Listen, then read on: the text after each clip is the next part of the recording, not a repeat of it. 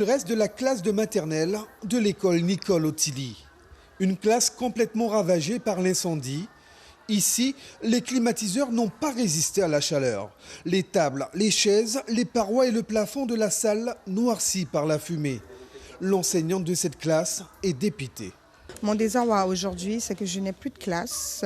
Tous les travaux des enfants ont volé en fumée, les travaux, les préparations, tout ce qu'ils avaient fait pour le carnaval, pour le défilé de demain, tout est parti en fumée.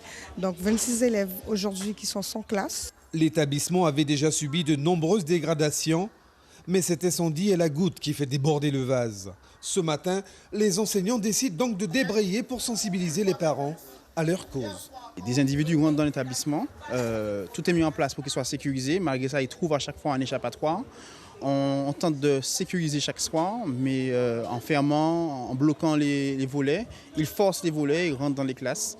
Ils volent du matériel, pas forcément ceux de la commune, mais en tout cas ceux qui ont été amenés par les enseignants. Ce que nous attendons aujourd'hui, c'est une prise de conscience du quartier, des parents.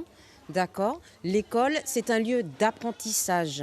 Et dans la mesure où il faut tout un village pour éduquer un enfant, chaque personne est en mesure d'intervenir et de dire effectivement à un enfant de sortir de la cour, de ne pas monter sur le grillage ou de ne pas détériorer le matériel. Des dégradations qui font les frais de la commune à hauteur de plusieurs milliers d'euros. J'en ai déjà 2 700 000 euros de gardiennage, et donc on va encore doubler le gardiennage pour pouvoir pallier. Et puis bon, on demande aux parents de veiller un peu sur l'éducation de leurs enfants, parce que je pense que ça doit être des gamins encore qui n'ont rien à faire dans les écoles. À 2 jours des vacances, la ville dit s'atteler à remplacer la classe détériorée par une nouvelle pour la rentrée prochaine.